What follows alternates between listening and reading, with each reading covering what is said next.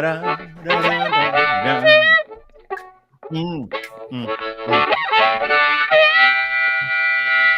1, 2. Hi, everybody. Nice to be back. Good to see you. Nice to be seen. My name is Dean, and I'd like to say we have a humdinger for you today. We're going to meet a friend. That's what we like to do here, introduce you to new people. We like to have experts on, but we also like to have people who like to mock the process, like Lachlan and I do. Also welcome Lachlan Cross to the program as well. Again, nice to see you. Pretty nice to see you today. Like, decent to see you today. Not overly nice to see you today. We didn't really coordinate on the wardrobe side of things. We're both we're wearing the something exact gray. same shirt. Yeah, I know. Yeah. Not only do we not coordinate on the wardrobe, I want to talk about hockey a little bit today to start the podcast because Auston Matthews. Can I give you a quick tip on? No, you can't because I'm still shirt? talking. No, because shirts. No, I don't want you to interrupt me. We're going to practice that today. We're going to practice Ice Cube that in the Don't know what you're talking about. Wrinkles, no. I don't care. So I want to talk about hockey. Welcome. So I talked about Auston Matthews having a heater last night, his 65th. They win in overtime against the Pittsburgh Penguins. We don't talk about hockey a lot, although big puck fan. Leafs are heading into the playoffs and a bit of a heater. And it dawned on me last night. I'm like, fucking Auston Matthews might be the best two-way player in the history of the NHL, the most impactful defensive forward. He's Patrice Bergeron-esque. That's how good he is defensively. And offensively, he's the best player best goal scorer in the league. One of top two, him, McDavid, the best player in the league. McDavid, if you look at his defensive prowess, not great. I'm like, he's the best fucking player, all-around player in his 7th year that I've ever seen in the NHL. I love Gretzky. I'm a Gretzky-phile. I really am. I got a ton of Gretzky shit. I'm a big Gretzky dude. He's the best offensive player to ever play the game, without question. No. Auston Matthews. I don't, unless you take your bias into it, and dumb people do that. Auston Matthews, I've never seen a player like him.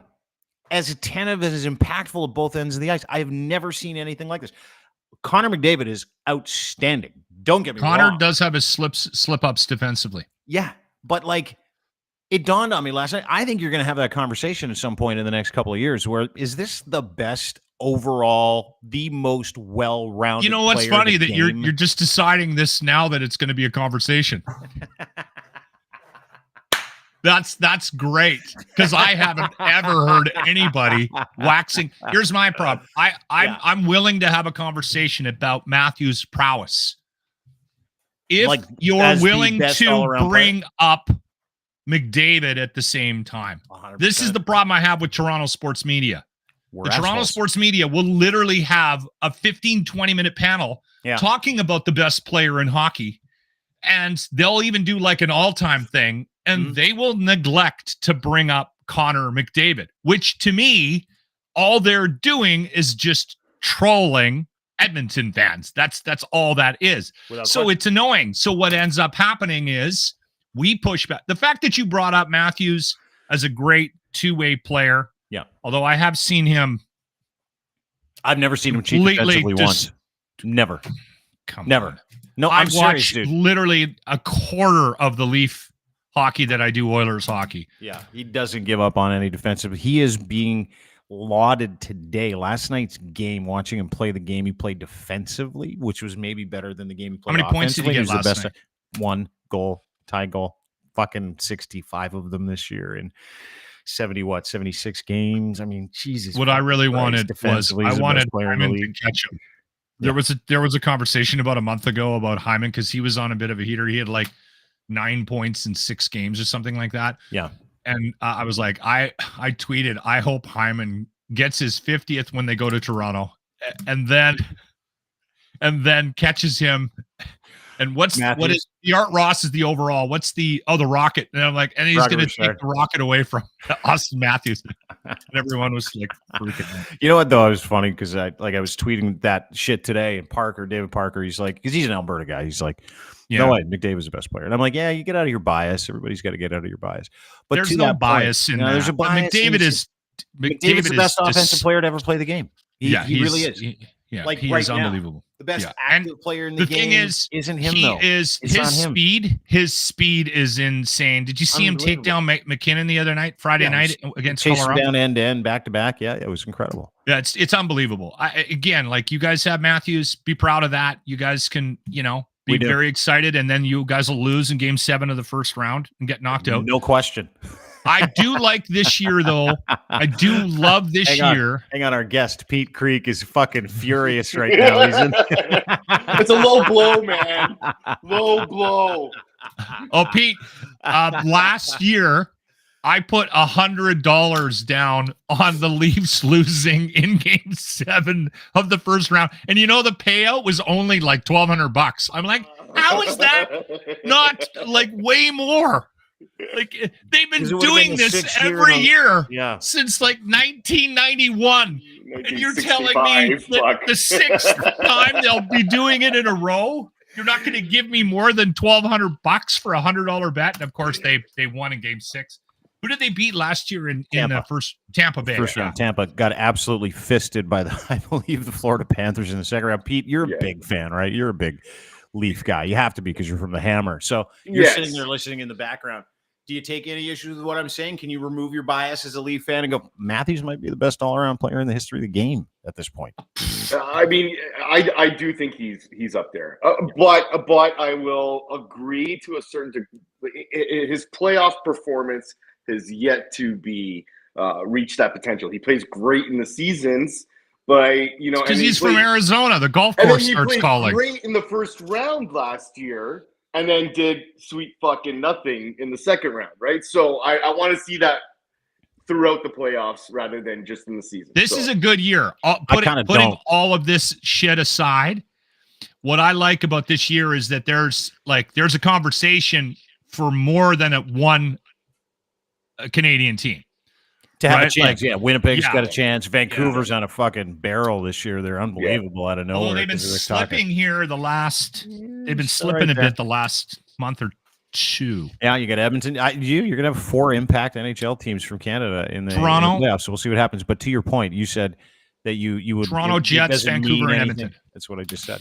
It doesn't mean anything until you get paying attention. I know shit. By the way, can we do something about the size of your head? No, stop. Like it's never listen. I said to my girlfriend last night, she's like, how does a podcast go? I go, not bad. Lachlan never listens to anything anybody says and just asks questions in the middle of the fucking answer all the time. Like you're doing now, you always change the subject. Tell him about the size of his head. It's huge. It's the right frame, right? It's all good.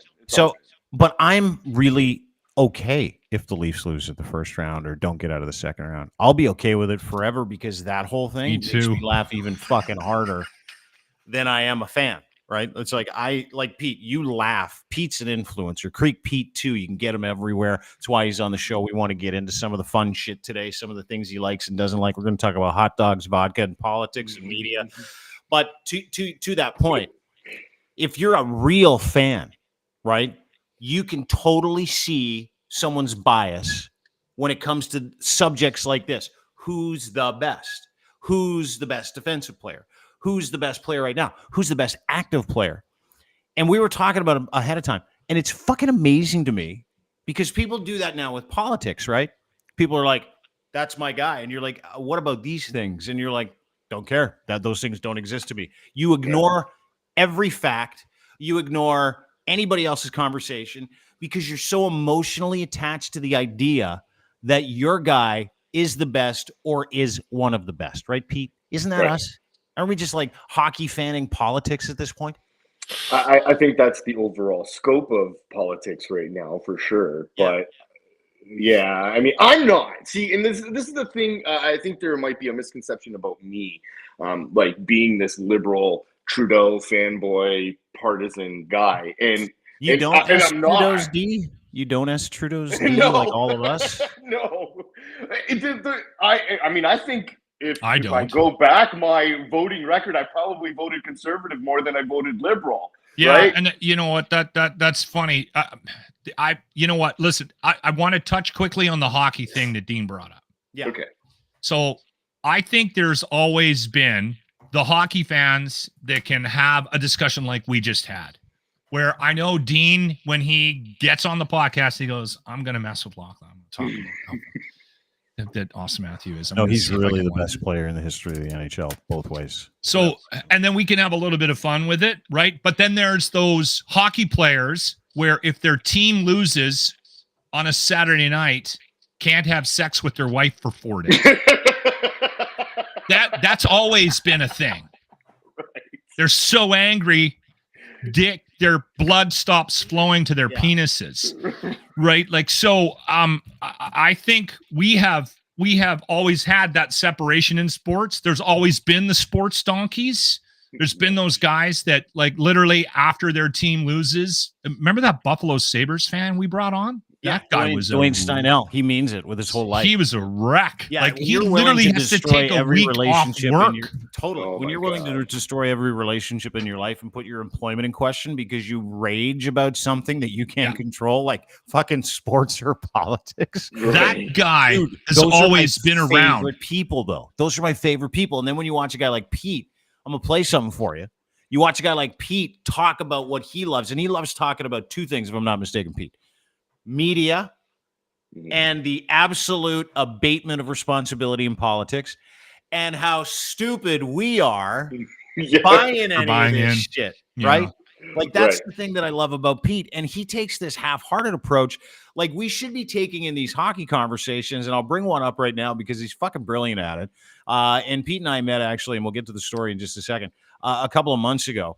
But if you look at, take the eclipse, for example, yesterday, the politicization of the eclipse. Now, there are people oh, fuck, dude. It was everywhere, wasn't it, Pete? I don't even, how do you describe it? How do you describe everybody taking a 1 in 400 year event and turning it into, like, political memes? Don't look up. Look at this. How do you describe that? It's just absolute stupidity. I mean, it really is. And then the irony, I mean, if you play the video, the irony of what they were saying, and just the lack of, here's the best part, the lack of common sense in all of it, right? Given that the conservative campaign is all about common sense, and then just the complete lack of it in their memes and in their postings, I can't help but laugh about it. I can't. Yeah. But is this a political, like, did the Pierre Poilievre campaign put this out? There was like a bunch of MPs that are tweeting this meme. Okay. Dude, so Canada Proud put this together, the official meme agent, the guy's suing me for suggesting that they whatever. Canada Proud put this out literally a day after the Republican Party put this out, if I'm not mistaken. Right. So it's like, it's not only is it unoriginal, so they're like copying. How do we attach ourselves in pure stupidity? I want to see to a solar eclipse, and how do we get people to vote for our guy? It's fucking crazy. I swear, we are in the dumbest timeline. The dumbest. Can we please escape this timeline of pure stupidity? Like, I fucking can't. I can't. So you must have seen this meme already, because it's, conservative MPs are passing it around, and then their troll bots from India are passing them around too. I mean, I can't. Okay, so let's just think about this logically here. Let's conservatives, think about this logically. It's a solar eclipse today. So what you're saying here is Pierre Poilievre is going to bring darkness upon our country. That's what you're saying here. Do you fucking not understand? I can't. And I know we're not supposed to compare Pierre Poilievre's movement of stupid slogans to the MAGA movement. They're exactly the same. 100%, they're exactly the same. But then they're passing around the same memes, because this current conservative movement has 3 barely functioning brain cells that they all share. Like, I actually think that's kind of smart. No, do you not understand how an eclipse works, Pete? Can you explain it to Lachlan? I do understand, explain but I the like the meme. there. I think it's funny. It's ridiculous. It's not funny. Explain it to him so he understands it, Pete. No, I mean, he obviously gets it, right? But just the principle of it, right? Like, first off, I mean, the eclipse only lasted a minute, anyways, too. So Pierre's going by. Oh, there's Pierre, and then he's gone, right? I mean, like, it's so stupid, right? But the thing is, I mean, I'm not defending it because it is dumb, but it doesn't make any common sense. It's like the eclipse plunges everything into darkness, and so what they're doing is they're get ready for the eclipse. Here comes the fucking darkness. Everybody. Even PP being the moon, right? Like a dead planet. But I mean, I still find it entertaining from the perspective that they're trying to do something with something everybody is talking about, right? Like, and that's where a stretch, dude. That's where we're at. Well, that's what everybody that does content. Hang on. Everybody that does content is doing the same thing. I know, but like some point, to Pete's point, at some point we all have to look past a picture and go, let's break this down. He's suggesting in their fucking meme excellence that Pierre Poilievre is the fucking darkness and he's going to come and plunge the world into darkness. And to his point, if they're calling him the new eclipse, it's like, hey, is other than just cool for a minute, like 1 minute, it's pretty fucking weird. Like, I mean, but and my problem, I get what you're saying, Lachlan. I get it, right? You watch. Everyone's trying to be cute. Right, I get that.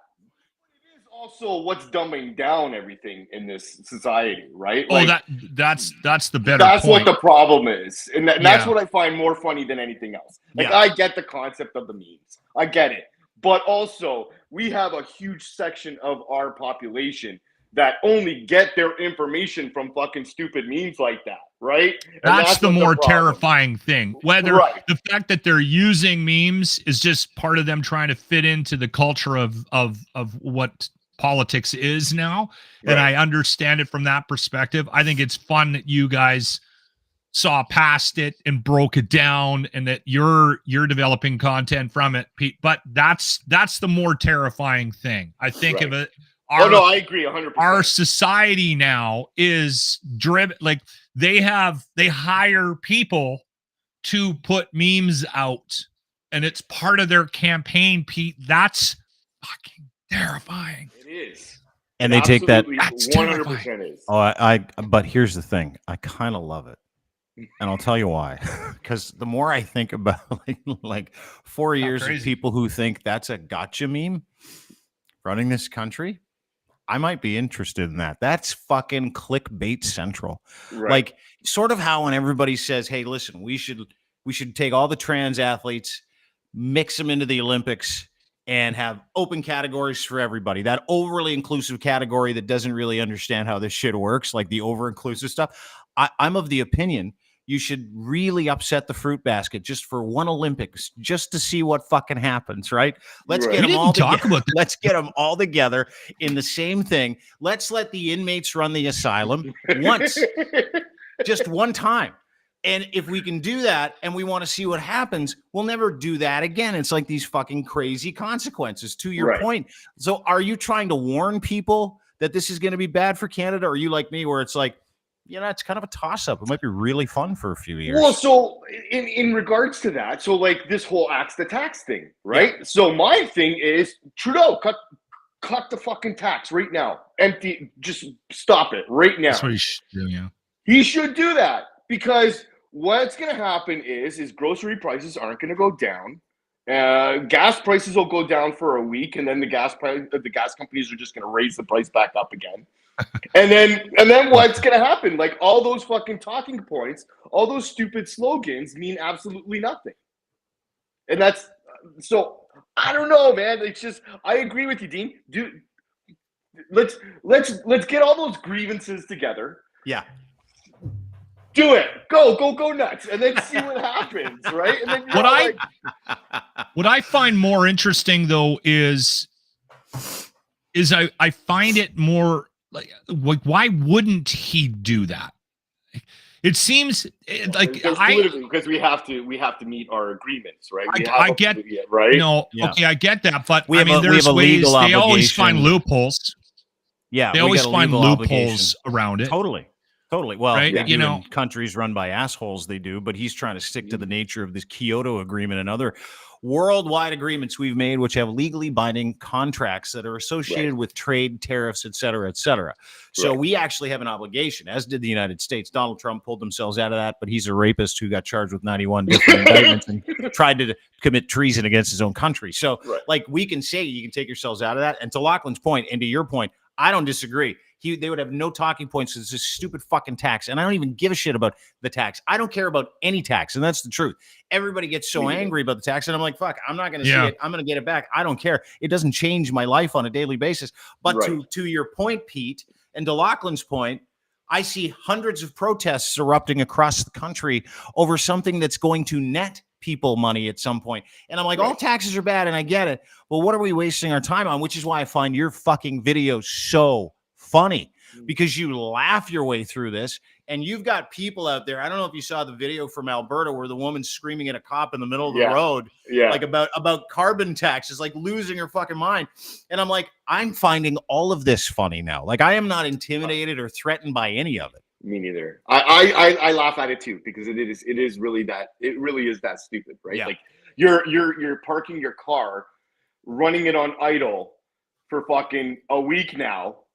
And what is it that you're wasting more gas that you're spending it on, right? Like, it just makes no fucking sense. Well, the tax conversation I find very frustrating, because two things. Me too. I don't even want to have it. Yeah, two things for me. And it drives me insane because for some reason the left virtue signals with taxes when like it's a good thing. Like like they're defending it, and I'm like, how? Like, we're living in a time right now where, man, people are having. It's more difficult now to pay your bills and live and just function as a family than it has been ever. And again, I know when you're highlighting one, and then they take it, but they give it back, and then you might make more money. It drives me absolutely no. And I agree insane. with you. Like, I'm not a fan of the carbon tax. And my video, I don't go to bat for the carbon tax. You point out the hypocrisy of. It's just about the hypocrisy of it. It's just like you're making more of that. You're making this tax the cause of all of our problems in the world, when it's just not. That's the mistake they're making, right? Because it's not that. It's more than that. And that's why I get frustrated when we have these conversations and we're dunking on people like those, like the woman yelling at the cop. Right? Oh no, like, if you saw the video, you'd have dunked on her. Stupid. Too. I did watch the video. It's dumb, and it's hard not to poke fun at that type of thing. But the issue that I have with it overall is that that is taking our eye off the ball on the bigger picture, right? The same thing happened to COVID. You guys don't know what you're talking about. That we're losing our brain. No, we're not. And we lost. We lost the conversation got lost, and we were unable to have the conversation that we needed to have, which was we made some mistakes and the unintended consequence of the lockouts. And I mean, I know two people that drank themselves to death in COVID because they didn't cope well. Now, did they have positions that everybody? No, one was in Vancouver, BC. Sad. Right. But to circle back on that, right? And then that's exactly where I go with it too, because we circle back to the memes that spread stupid shit, right? Yeah, and that's where they're getting that idea from, right? So it comes back to that, where it goes, we're doing this campaign on dumb memes that spread disinformation. People believe it, right? And then they can't cope with the fact of, somewhat reality that's not necessarily in that meme that they're believing, right? Yeah. So that's where the problem is. Like a lot of people yesterday, a lot of the freedom people yesterday that were protesting, I heard this. They were really upset not to see Pierre Poilievre's face as the actual moon during the eclipse. They were like really upset. Then they started blaming Trudeau, calling him a tyrannical dictator. See, the dunking stuff is I'm over it, right? Like for me, Pete, the thing with you that I like is you're calling out what I think needs to be called out. There's a lack of responsibility in the press. And I've had 2 or 3 conversations in the last couple of weeks that, and again, I'm naive on some things, but I think I also sort of cling to the idea that there's hope out there. And Dean pointed out to me that he brought up a couple of people that get paid to propagate a message, lobbyists, and get brought onto panels in the media. And I was like, come on, crazy. Come on, please don't tell me that. And he goes, no, I know for a fact this guy gets paid around this amount of money. I could be off. It's grapevine shit, but I've heard this guy gets paid this guy gets paid that. And I'm like, we should talk about that. And he's like, we should. So calling out the media right now, I think, is more important, and it's the bigger message. And I think if you don't like Pete's overall arching theme from his, listen closely to what he says, because when he's pointing stuff, yes, he's making a point about how stupid we are to believe in this thing. And if you're one of those people that believes it and got caught in the lie, you might be upset.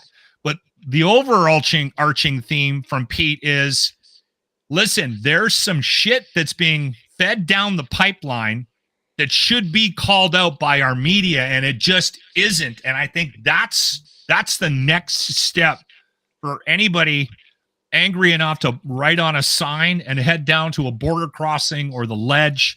You got to start saying what needs to be said. And the people that are passing on the information to us need to be held accountable as well. And that is not fucking happening right now. No. And our media essentially are stenographers, right? They've lost that basic principle of fact checking.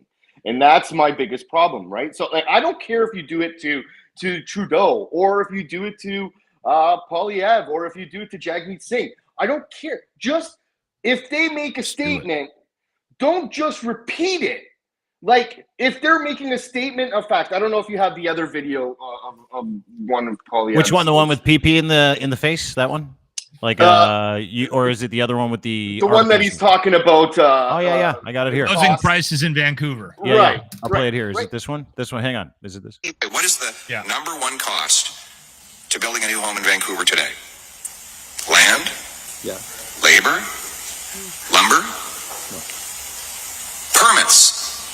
Government represents 60% of the cost of a newly built home in Vancouver today. 60%. What? So 40% is what you use to pay for the worker, for all the lumber and the dry.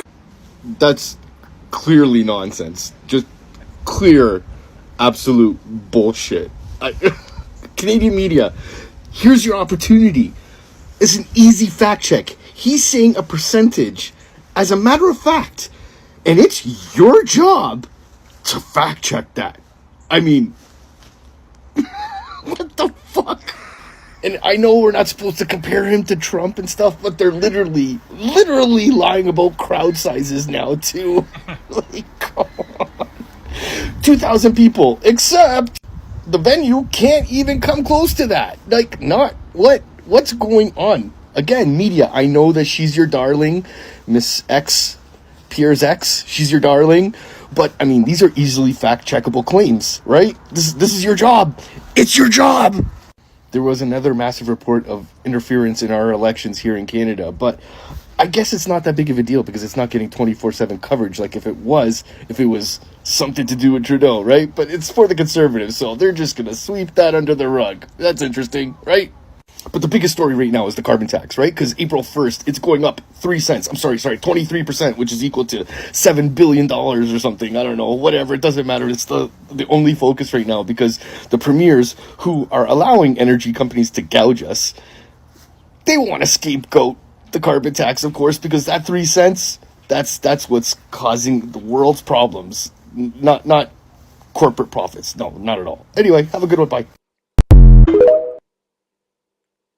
I like that little Creek Pete. I always call you Pete Creek for some reason, little Creek Pete. But to your point, and I think Lachlan, it's a great question. You know, you talk about the media that traditionally used to be able to cover that stuff. They go, this person said this today.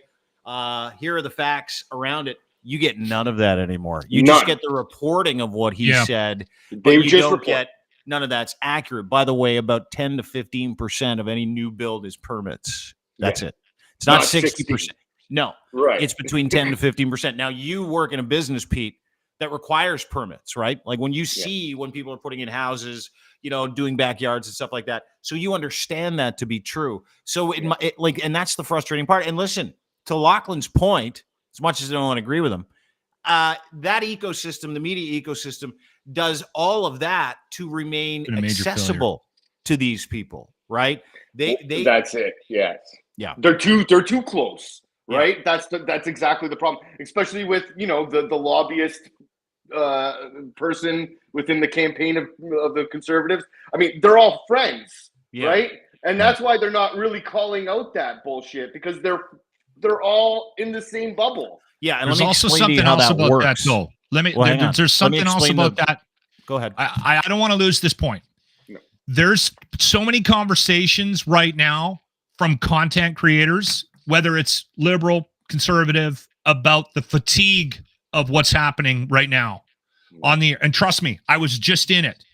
And it's happening. It happens between Dean and I. It happens between CTV's executives and who's delivering the news at 5:00. It happens with people online that are just creating content. There is a major conversation about how to handle this stuff because of what's happening in the States. Pete, you pointed it out multiple times about how the Conservatives are using the playbook down in the States. And part of the playbook is we can say anything.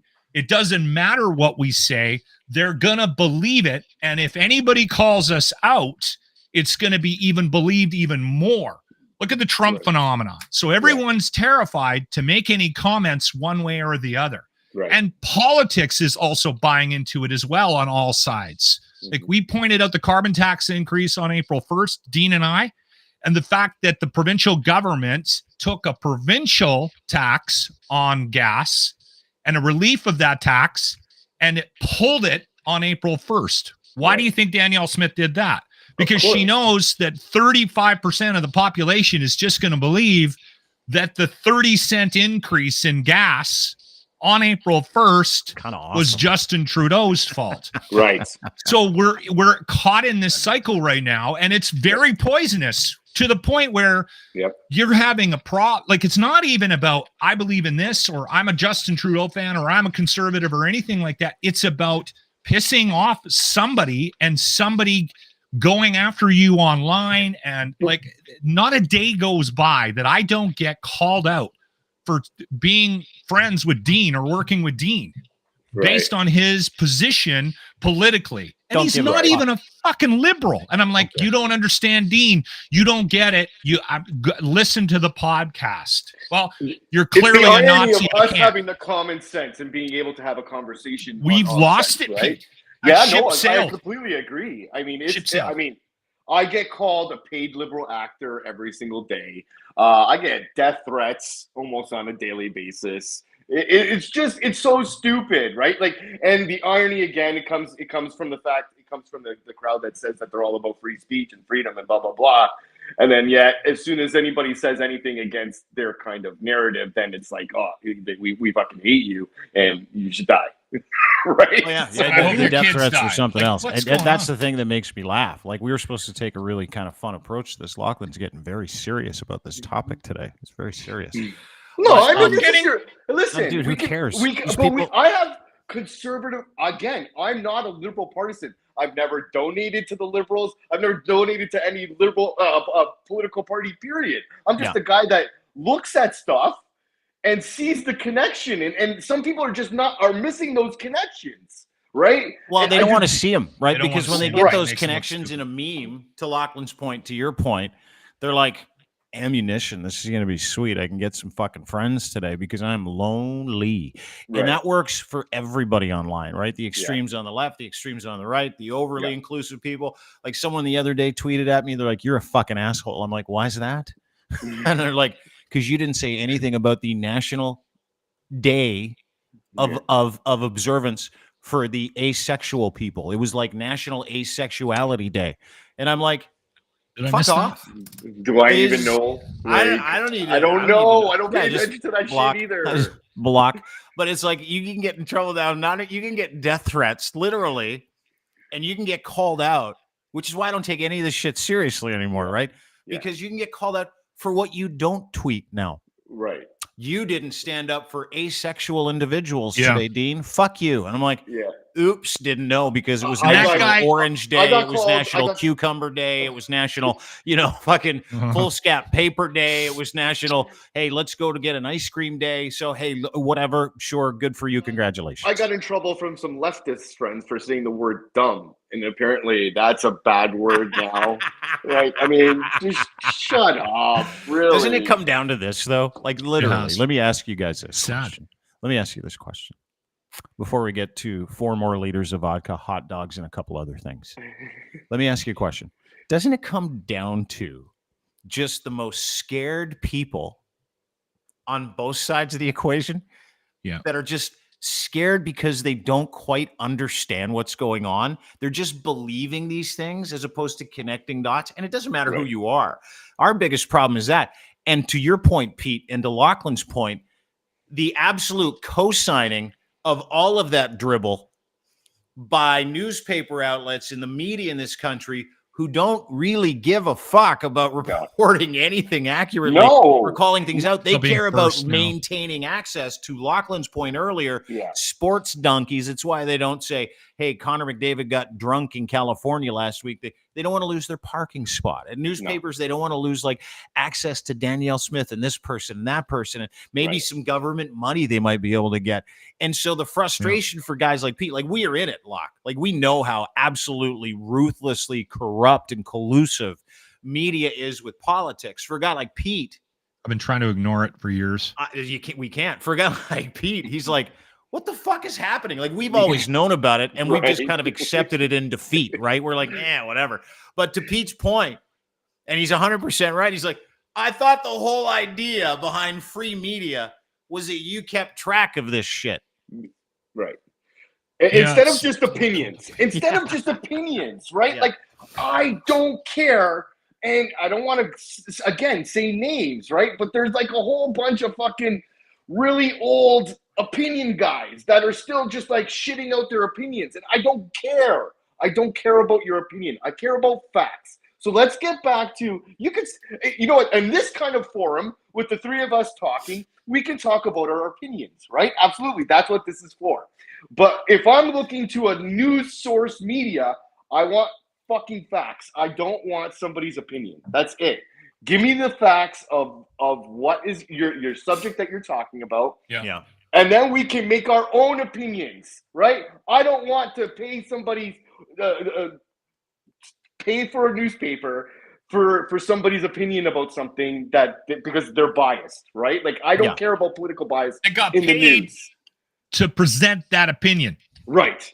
Right. Like, that's the thing that drives me crazy. And the thing is, as well, the other problem I have with it, the other sticking point I have with it is that during COVID, this is the first time I'd ever seen this in my entire career. First off, I spent a long time in front of a mic for terrestrial radio.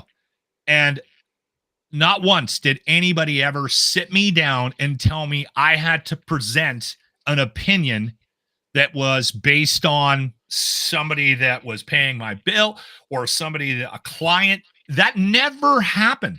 But as soon as COVID hit, I started getting all these messages from people on Facebook and on Twitter and on our text line accusing me of representing, Pete, you'll love this, both sides depending on what came out of my mouth. Literally and this is how bad it got to a point where I started commenting back with, oh, yes, I'm sorry, I'm off script. I forgot to grab the facts from Justin this morning. Oh shit. So now I've never been approached. No one's ever offered me money to propagate any kind of opinion whatsoever. So I just assumed that it wasn't happening. I kind of knew at the back of my mind that it was. Can I stop you for 1 second? Yes, you can. And just to clarify with all the people that are going to be watching this, I am not paid to do this. I'm not. I don't get paid for my TikToks. That's every second comment that I get is, oh, you're a paid liberal actor. Blah, so blah, you're blah, not blah. a paid liberal shill? correct? No, I'm not a paid liberal shill. Okay, no. not done. But if You somebody have wants never to pay me to make TikToks, I'll fucking do it. You've never, me too. No. You've never asked Trudeau's D? No, never. I get that every day. Sorry You're to not a disappoint. I'm You're on not a TikTok. Trudeau- Does you're that not a make me a Trudeau Chinese D-licker? spy? Are you, Yeah, are you exactly, a Trudeau right. D-licker? Yes or no? No. Okay. Yeah. Are you a liberal operative? No. No. Okay. No. I am. Oh, yeah? Okay. We knew it! We knew it! I want people to believe I am, though. No, I hate them all. No, though. See, what they'll do is they'll cut that little piece out, right? Yeah. We knew it. We knew it all along. And it's on the fucking memes. And it's the CBC HQ is posted it, right? Yeah. Yeah, I'm a liberal operative. I get my little sunglasses out. I get my fucking little beat hat on. I put a little thing on, a little show, and I skulk around like, places where the bad people are, and I report them. I will say this though: if you're taking money from justice. some political party to send a message on, I don't care what social media or if you're doing it on panels on CBC, you're the worst human being ever. I'm sorry. Can I explain to you how that works? That drives me insane. That's let happening. me explain to everybody what you're talking about. What you're talking about isn't about people giving you money just to tweet something. What you're talking about is lobbying. Now, Canada has an interesting history with lobbying because we've been taking venal bribes for a good 150 years. That's what this country was predicated on. There is a healthy industry of lobbyists that pretend they are reporters, pretend they are consultants, that pretend they are strategists, right? Yeah. That's what they pretend. Corey Tenike, Jenny Byrne. I mean, there's thousands of them. Yeah. These lobbyists, while working for political parties, like Jenny Byrne, who works for the Conservative Party of Canada and is Pierre Poilievre's pegger, if you will. On the other side of that, well, whatever. I mean, it's not literal; it's figurative, right? Of course. So she's his master. She also works for a company called Loblaws. Are we familiar with that? Right. And she also goes on the news to talk about all of these things as if she doesn't have any interest in the political party. And if she doesn't have any interest in working for Loblaws, which pays her hundreds of thousands of dollars a year so that they can keep grocery prices high. So when when Jenny Byrne goes on CBC, she is a lobbyist and she's repeating messaging that she is telling Canadians is in their best interest that comes from who pays her. In this case, the Conservative Party of Canada pays her to torque messaging to tell Canadians it's really good for you to have religious fucking theocrats at the head of the table. And then she also has people saying, when you go on CBC, we're going to pay you thousands of dollars to go on CBC. Pretend that you're part of our team and you pretend that you're Canadian, but you're really getting paid by Loblaws to tell them it's really good for you to pay 5 times more for chicken this year than you did 2 years ago. Right. Tell them it's really good. And so they couch and then blame the carbon tax for that. And then blame Justin Trudeau for the things that they're doing. We all know it's Justin's fault. Of course it is. I'm also a conservative operative. I didn't know if I told you that. I'm a conservative operative and I'm a liberal operative. Just switch your hats. Yeah. I got red on one side, blue on the other. It's what I do. And so when you see people in the news, like CBC's Power and Politics, and they're talking about things, they are paid to lie to you. Oh my God, that drives me crazy. On behalf of these political parties, but they're not only paid by the political parties to lie to you about the reality and the facts with which they are dealing with in public, they're also paid by corporations at the same time. So they're double dipping. Like someone like Jenny Byrne, she's sometimes quadruple dipping on the same piece of information to be able to go out there and tell you that your reality is better. And we don't know that for a fact, saying that out loud because that is a fact. That is a fact. Probably, I know who these people are. I know probably how much they a good paid. point to just suggest that maybe some of this information might not be true. Allegedly. Don't sue me. So in the case of being sued, Canada Proud, also considered a lobby group. And let me explain that to you. Yeah. They parade around like they're legitimately a media organization. Right. They only work in Canada with the Conservative Party of Canada and their affiliates to create memes like the one that we just saw. That was their meme, the one about the eclipse. And then they attach fundraisers and donations on the bottom of it. Help, Canada needs to go in a better direction. You got to give us a bunch of money. The latest fundraising effort I've had from the Conservative Party of Canada in my email, this is fucking hilarious, was about the eclipse. Don't wait. And it had 3 places to donate in an email that was no more than a paragraph and a half long. Oh my God. And I'm like, fucking, this is unbelievable. Well, they all do it. Every party, I'm sure, does that too, right? Like the NDP does the same. But he's not. So does the Liberals, right? What he's not telling you though is that he keeps removing himself from that list, and they keep re-adding him. They ignore it. Fuck you! You're not leaving, man. Somebody's trolling Dean. Totally. So every time he hits unsubscribe on that email, someone puts him back on the mail. But to your point about the panelists, right? Like there was that when that whole the dude that was in Parliament with the Nazi past or whatever it was, right?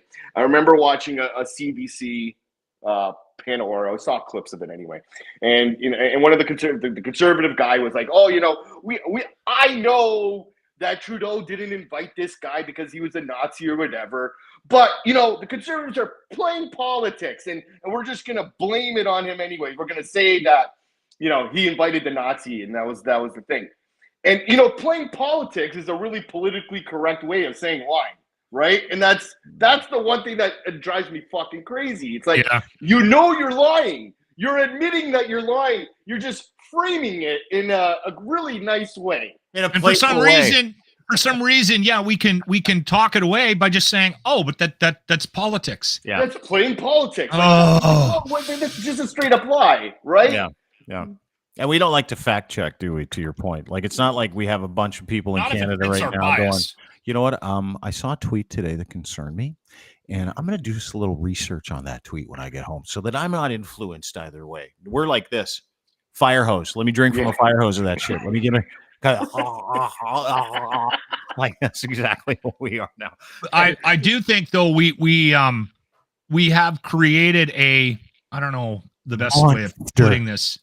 I think we're too influenced by the Americans. That's our problem. We are, but we've also created this type of personality that gets up every day and this happens on the right and it happens on the left. You probably got a guy at work like this that every day he comes in, all he wants to talk about is Trump, right? Like, and everybody in the office just nods and agrees and hopes that they don't run into him at the coffee machine, right? Or her. Right.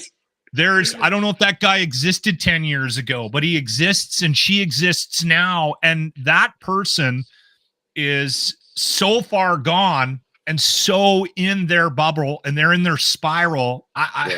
Back to the hockey thing, though, too, right? Like it's that like you're not paying attention to any facts. You're not paying attention to any. You're just like, hey, I am just in love with this team. He's my guy. Like and disregard anything that deviates from that, right? Like anything that deviates not having from that. The perspective to realize that it's just a game. Right. Like that's the separation I think that we're having right now. Because I've had moments where I've had like people, coworkers, friends, my wife say to me, Locke, you got to turn the news off. You got to stop. I can't have this conversation with you anymore. Right. And I see that in other people in my life as well, right? Where they're spiraling. They're obsessed with it. And that's why I say to Dean all the time, Dean, Twitter's not the real world. It just isn't. Right. And I'm guessing, Pete, your wife has probably said that to you too a couple of times. Of course. Yeah. And she also said, my problem is that because I start getting trolled, right? And then my problem is that I know that they're fucking bots. I know it, but they say something so stupid, and I'm like, you have to respond to the bot. Right? Oh God, I love you, Pete. Dude, how's your block game? And it's like my wife's looking at me. She's like, she knows my face, right? Because I'll get like this fucking dick, like, right? Right?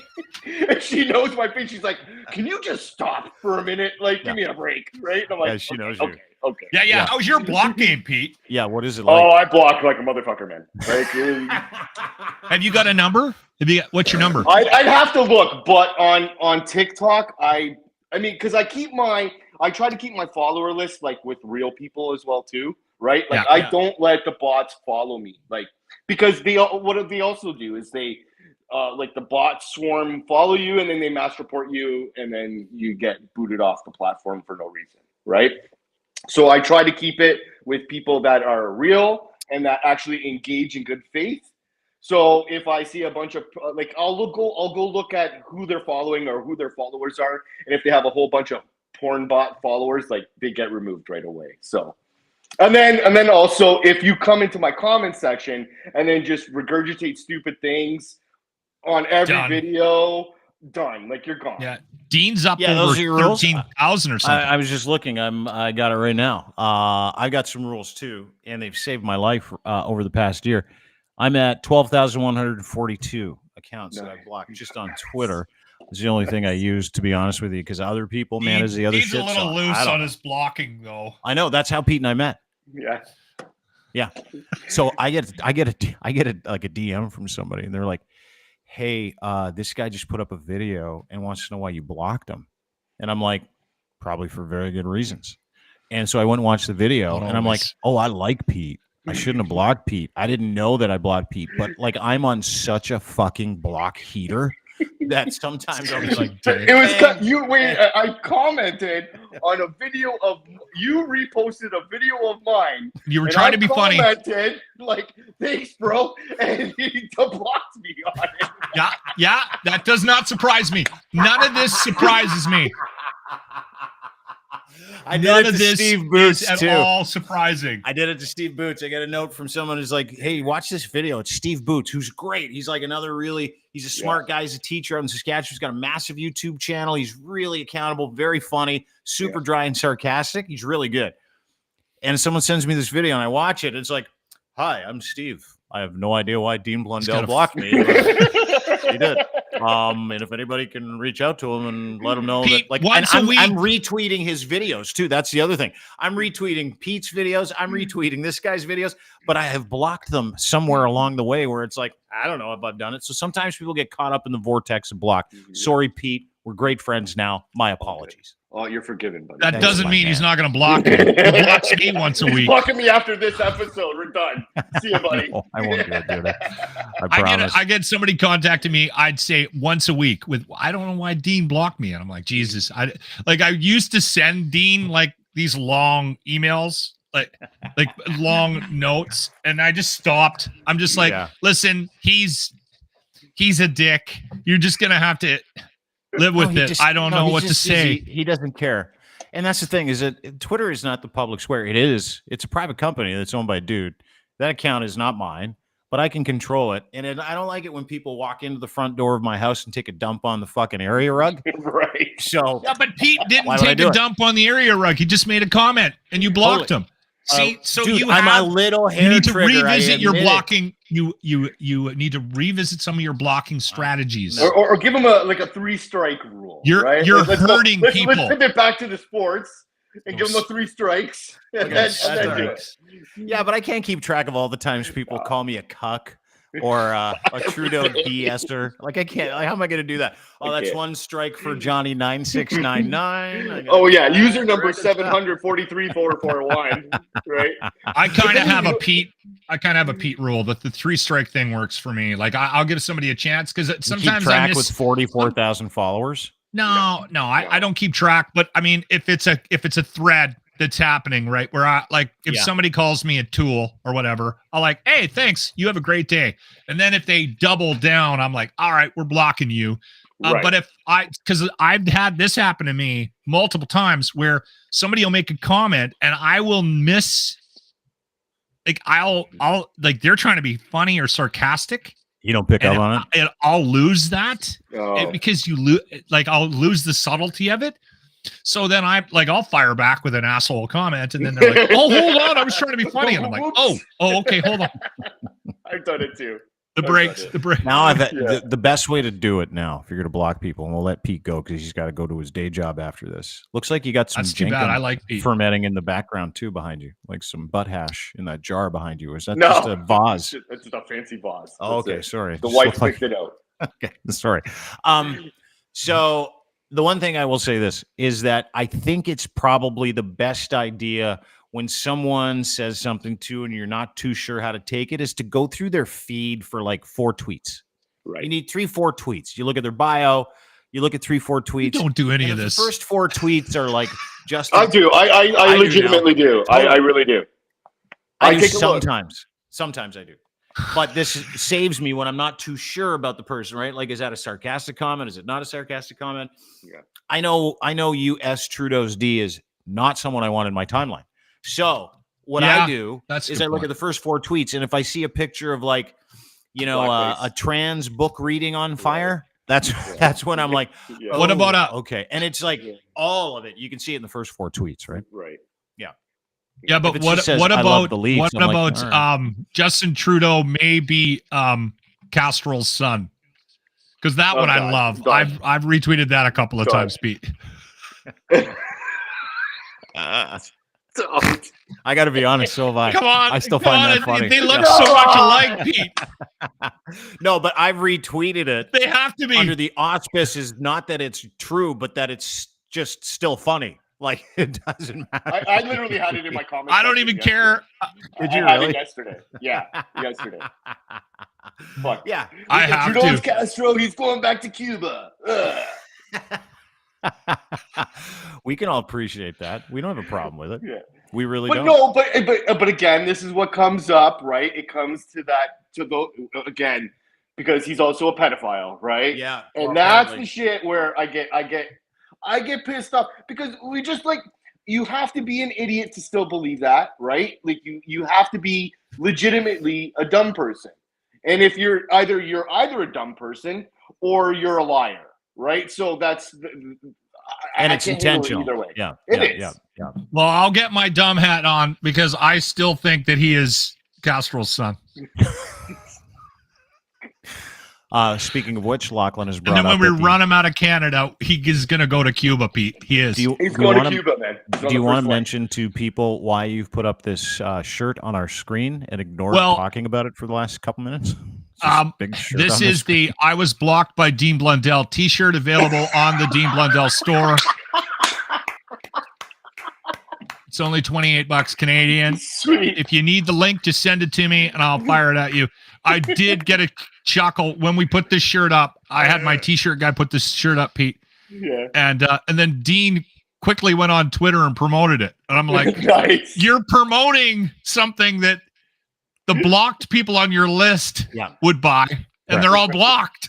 Well, I also said in that when the promotion of the tweet, I'm going to have to unblock a good 11 or 12,000 people to sell one in shirt. order to sell, right. That's we haven't sold any yet, Pete. We haven't sold any. Yeah, surprisingly, that's when I asked a friend of mine. I'm like, so how do you sell T-shirts to people that you blocked on Twitter? And he's like, bad business idea. Hey, I'm sure Elon is looking for ad campaigns, right? So yeah. There you go. Yeah, exactly. Creek Pete, where can people find you, sir? Where can we find you? By the way, I want everybody to take a page out of Pete's book. He's not mad at culture. He's mad at the lack of responsibility that we've taken into our information lives. Right. And the professionals that were paid to usher us through it have seemed to have taken a pass when it comes to being responsible journalists, right? So where can people find you, Pete? So on Twitter, it's Creek P2, and on TikTok, it's Creek Pete. Creek Pete. Ladies and gentlemen, Pete from Hamilton. We'll let you go, brother. Will you come back again? Anytime. All right, buddy. We'll talk to you soon. Thanks. That was awesome, Pete. Nice meeting you. Yeah, nice guy. I like that guy. You know why I like him? He knows it's a joke and treats it like a joke. It's all a joke. It is. And you know what? We need more of that. We need more of that. We definitely do. Yeah, absolutely. Speaking of jokes. That was a great conversation. Speaking of jokes, as I previously mentioned, you told a few when you were on the radio, didn't you? I did. This ties into the conversation we were having yesterday. Yeah. Okay. And the Locker Room Retro Replay is brought to you by Arden Roof Systems. The golf tournament is happening on Friday, July 5th at the Ranch Golf and Country Club. If you go to any of my social media, there's a link to sign up. But a heads up, we're in April right now, and that's the early bird pricing to register a team or a foursome or two or whatever. You just go to the webpage and get any information you want there, but do it before the end of April, just based on the early bird pricing. So yesterday, I remember we had the conversation about, is there a whatchamacallit, an Alberta accent? And I admitted that there was, and we kind of got into a bit of a disagreement about what it is. So this is a break that highlights the Alberta accents. All right. And you were kind of right in your Val's comment. Well, before you play it, if I was kind of right in my Val's comment, you're going to apologize for yelling at me like you're my dad yesterday? No. I told you that you were doing the get her done thing. And I was like, that's not it. That's how you were highlighting it. So I'm not apologizing. All right. The Alberta accent in today's Locker Room Retro Replay of the Day, brought to you by Ardent Roofing Systems. The Locker Retro Replay. We had this conversation about the Alberta accent. I had numerous people reaching out to me last night. I don't know what to tell you. If you grew up here and you've lived here for 60 years and you haven't heard an Alberta accent, you need to leave for a while and then come back. That's on you. Yeah. Because 90% of the people that move to Alberta hear it right away. Can I even say the Canadian accent's the same way? We don't hear it a lot of times until you leave and come back. I remember I was in London for a year and I came back and I was like, wow, we do talk slow. Yeah, we have we have an accent. And the Alberta accent is very real. And yesterday, the conversation I've been having with a friend of mine, the guy that I do the podcast in the afternoons, Dean Blundell, he's like, you guys have a Alberta accent. Get her done. And I'm like, that's not it. It's subtle. Grant said, you hear it occasionally, and I can tell right away you were born, raised here, and you probably never left. Mm-hmm. We put up a video out yesterday of us talking about this. And within minutes, I had a text from a friend of mine who was born here and has a Alberta accent. And he goes, I don't know why you didn't think of me. He was actually upset. I had him send me audio. Mm-hmm. It's subtle. It's not get her done. Yeah. It's subtle, but there is a Alberta accent. So this is a typical Saturday for me. This is it. I'm out there working on the truck, right? Something's grinding, something's making some kind of crazy noises. Probably the tranny's chewed or whatever. The old lady peeks her head out the door, starts yelling across the neighborhood. There it is. We got some kind of dinner plans. We got to go get in the house, get cleaned up, right? Because it's okay, fine. Give me 10 minutes here. I'm going to choke down a dart, and then we'll hop in the car. We'll go for a rip. We'll go get some dinner, right? Get fed. And then she's on me about her friends, Stacy this and that. I don't give a whatever. We go to dinner. Everything's fantastic. And I tell her, look, I'm dead tired, man. I'm done for the day. Gonna go home, pound a few beers, pass out. Got to be up crack of dawn. The oil field don't rest for nobody. My foreman's a dick, right? It is what it is. So we're going to do that. Saturday, man. Of course you work Sunday. It's Alberta, baby. The way he says don't. It's in the accent vowels. or a verbiage? Because he uses... It's an accent. I'm going to get rid. It's a dialect. Jesus, Jimmy. Dude, you crushed it. Okay, so it's in the vowels. Yeah. And Mel grew up here, lived here his whole life, right in the balls of Edmonton. So he knew exactly what I was talking about. I had 30 people reach out to me yesterday after we ran the podcast about the Alberta accent. Mm-hmm. And one guy again, remember I told you when we had people from Ontario or other parts of Canada move here to Alberta in the boom times, mm-hmm. they would pick it up right away. And one guy suggested, what was his name? Russ said a good test word is, what's behind me that's covered that the dog lies on? Say it. Couch. Okay. He said couch is a good way to test whether or not people have and I don't have an Alberta accent. No, you say couch like I say couch. It's couch. It's coach out there. Coach. Oh, I got to sit on the couch. Like I know I overdo it and I exaggerate it, but you're right. Subtle. It's OU sort of drawl, right? That's what I'm saying. That's what they hang on it. Yeah, I was trying to talk like this. I'm gonna fucking take the old dude. Mel Schmiller crushed it. Like you know what? Now that I'm Actually, I'm angry. Why? Because you're always absolutely. Because I fucking crushed it. I'm listening to Mel do the whole fucking get out there for the lady, right? The old lady, she wants us to get the fucking, and I'm like, I did that all yesterday. And you're like, that's not it. And you chastise me. You're like, you're hard on people. And then all of a sudden I listen to Mel, and he's literally doing an impression of my impression yesterday, only months ago. No, that's the way Mel talks. Yeah. So that wasn't an impression, and it wasn't get her done. You're way past. Do I add trying some to pull things? You back? Yeah, yes. I know. It's dude. I overdid it so people knew what I was talking about. But to your point, we're more Americanized with our vowels out here. You're more Canadianized with your vowels out there. That's a nicer way to put it, right? Yeah. But I was right. I like Pete. The accent. I do too. Do you think it has something to? By the way, just real quick, I know we talked a little bit about how fucking hard Alberta parties with these 4-liter vodka bottles. Yeah. That was for sale in a local thing. We had a little laugh about that yesterday. Take nothing. Dude, those things are everywhere. I know they are. Well, I had to drive through the city yesterday because I have a friend that runs the service department at Kentwood Ford.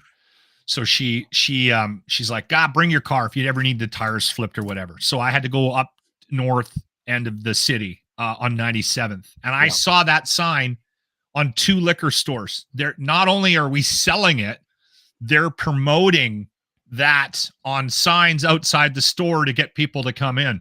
Oh, it's a good loss leader. $44.95, by the way, for 4 liters of vodka in a plastic milk jug is a great deal.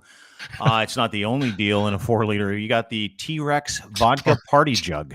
Party jugs. And Alberta, this happened just like yesterday. Not only did we make these jugs viral yesterday, apparently now the province of Alberta, the Alcohol, Liquor, and Gaming Commission is like, no, you can't do that. Alberta Distillery to stop making 4-liter vodka. Fun killers. Minister raises concerns. But to the point, do you see how much? You're right. Total fucking wet blankets. $66.99 for this 4-liter jug of T-Rex, right? In a milk jug. If you go to the other store, it's $49.95. That is a way better deal to get a milk jug. I just want to point that out. But they're about to be discontinued. So 4 liters of vodka. Ace. Well, and the funny thing is, now that we're promoting it, there's going to be a rush to the stores. I know. What was the hot dog thing that because you were teasing a hot dog thing too? Yeah. Let's get to it tomorrow. I don't want to get to it today. This is like an hour and 7 minutes. I have a question about hot dogs because I went to Costco the other day. Yeah. That's all I want to talk about. I want to talk about hot dogs when we first start the podcast tomorrow. I have very serious concerns. Hot dogs. Anti-competition rules. We're in that place. We're in that place where hot dogs at Costco, bait. Delicious, affordable bait. That's all I'm going to say. Okay. That's it for me.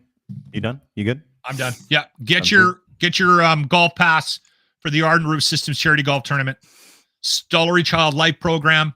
Again, send me a note. I'll fire you the link. Early bird pricing wraps up at the end of April. You don't want to miss the best tournament in the summer. All right. Yeah. And tax deductible too, by the way. And here's the other thing. You're going to have a great time and you're going to enjoy some people and you're going to be helping some kids live their best lives as they go through some Dean's stuff. Coming out. And I will be there on July 5th for this event. So let's all have a good time. Let's make some money for the kids. Go and sign up. Go to ardentroofsystems.com. Sign up to be a partner. Sign up to donate. Sign up to golf. Sign up to sponsor. Do your best for these beautiful children who are going through it at Stollery Children's Hospital. So thank you, Dean. Do that together. Anytime, buddy. Good to see you. Lachlan Cross. At Lachlan Cross on Twitter is where you can find him. You can find everything he does at Crier Media. Go to crier.co for more details. Brought to you by our friends at Rome Auto. Go to rome.auto for more details on how you can get a new car and not have to buy one. Yeah, that's right, because it's a car subscription company. Drive on your own terms. Car subscription from Rome. Insurance, routine maintenance, roadside assistance, including everything except fuel. I said that. You don't pay for insurance. You don't pay for maintenance. You don't pay for roadside assistance. It is included in your low monthly payment that covers absolutely everything. You can walk into a car, walk out of a car, flexible monthly plans, 1 month, 2 months, 3 months. It doesn't matter. They don't care. Only thing they care about is getting you in a car that you like. Go and browse cars today. 4.9 stars out of Google. You can also check them out on BlogTO, CBC, Yahoo Finance. This is a really cool little deal, and it's in the GTA for the first time. So if you're in Toronto and you're looking for a car and the barrier to entry is just too much, and if you're really worried about getting hosed on a used vehicle, and if you're really sick and tired of overpaying for used EVs, go and get one basically for the price of what you would pay for any car or any lease, with no lease commitment, no purchase commitment, no upfront payment, and all of your incidentals are included: insurance, routine maintenance, roadside assistance. And right now you can roam with Dean. That promo code gets you $150 off your first month. That matters depending on the car that you drive. It absolutely matters no matter what. You want to save $150. You want a new car. You're in the mix for one. Maybe you're between cars and you want to try an EV. It doesn't matter. These guys are great. Go to Roam.auto. Roam with Dean is your promo code. Roam.auto. Roam with Dean, your promo code. Go to Roam Auto today. Get yourself a new vehicle. Don't buy. Subscribe. Also brought to you by our friends at factcheck.io. FactCheck is robust software that helps you figure out what you need to do to be able to believe. That's right. We are inundated. We just talked about it. Lies, memes. Everybody's been lied to by politicians, captains of industry, big pharma. That's what happens. You want to find out the truth? You want a little hand buddy. You need someone to be able to usher you through the highway of disinformation. That's what the software does. FactCheck.io is looking for beta testers too. Tried this again the other day. We've been through like 6 or 7 different user experiences with the beta test with FactCheck, and every time it blows me away. They add new sources, new connections, new epistemology. Every single time I go in there, there's something new that helps me understand that disinformation and misinformation is one of the world's biggest businesses, and you need that agency over your life when it comes to what you read, see, feel, hear, and touch. That's what FactCheck does. Go to factcheck.io for more details and to sign up for their beta test today and become a verified fact checker. Factcheck.io. Do you believe? We're also brought to you by our friends at Cantork. Cantork makes rugged, hardworking torque wrenches. Cantork.com is the name of their website. Go there today. Check out all their products, all their services. If you're looking for any kind of bolting solution, anything, doesn't matter, heavy industry, forestry, railroad, nuclear, the steel industry. I mean, Colin and his group, they're in Canada. They manufacture in Canada, design in Canada, and they fabricate any torque wrench for any bolting need around the world in Edmonton, Alberta, proudly for heavy industry around the world. They've been doing it for 20 years. They're a complete solution shop, and that is what they do for people that need torque wrenches. Any bolting solution, loosening or fastening, it doesn't matter what it is. They make the best in the world, and they're known for it. That's why they are worldwide, centered here in Canada, proudly Canadian, Maple Leaf on every single one of their products. Go and check out all their products today at Cantork.com. Also, last but not least, brought to you by our friends at Muse Massage Spa. Right now, you can join the ladies at Muse for a sesh. It's called the Dean Sesh. That's right. That's right. Listen, it's therapeutic. I love these girls. They're entrepreneurs. It's safe. They're sexologists. They're educators. Sex work is work. So, MuseMassageSpa.com. Check out their calendar. They've got a brand new website as well, so you can check out some of the muses and treatments and location. You can also download their podcast. They educate people. They help women and men in this industry find their footing, and also they're educators as to what the sex work industry is all about. Their podcast is phenomenal, uncensored on Patreon, Muse on the Mic. Make sure you go and sub today. Also, their YouTube channel is called Muse on the Mic, and you can get everything they do at Crier Media. Go to crier.co for more details. Go and sub to their podcast and check them out there too. But more importantly, make sure you give them a visit. MuseMassageSpa.com, 1290 Finch Avenue West, Unit 13, Toronto, Ontario. Have a great day, everybody. Thanks for being here. We'll see you tomorrow on this very program. Who do we have tomorrow? Oh, Steve Cody, former record guy, Hockey Helps for the Homeless. I've known this guy for 25 years, maybe the best storyteller in the world. He's toured with every major band. He's one of Canada's greatest music executives. Now he's into this the altruistic portion of his retirement. You'll love him. He's going to be here with us tomorrow. We'll tell some old stories. We'll relive some moments from the Edge and Lachlan's time in radio, my time in radio, and then we'll get to the important part of the day, helping homeless people and helping house people through sports. So we'll talk about that tomorrow. Steve Cody, don't forget, we got Dave Moskrop still coming on Thursday, trying to close the gap with Charlie Angus. He'll be the first politician we've had on the show in like 3 years because we banned them all. Yeah, he's leaving, so he's not really a politician. And on Friday, Frankie Graves, Ecos Research. He's going to drop some new research about what the political landscape looks like, who believes what, and all that information. So we'll have that for you all week long. Don't forget to subscribe, rate, subscribe anywhere you get this fine podcast, Google, Apple, Spotify, etc. Also, YouTube, Crier Media, Dean Blundell Show on Crier Media as well. Thank you very much for taking a minute with us. We always appreciate your time because you can't get more time. You can always get more stuff. So when you give us your time instead of stuff, we're more appreciative of that. Thank you. Have a great day. See you tomorrow. Bye.